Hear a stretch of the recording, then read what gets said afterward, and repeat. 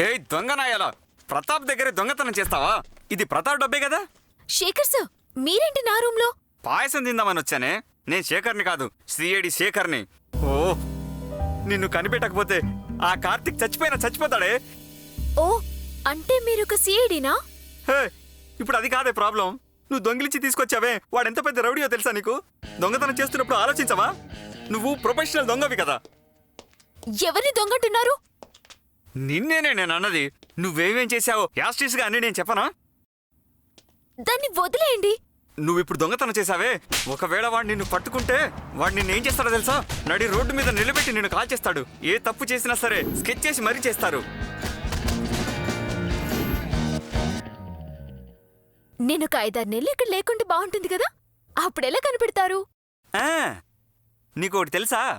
నేనొక చెత్త డిటెక్టివ్ని. నేనే నిన్ను కనిపెట్టి ఇంత దూరం వచ్చేసాను.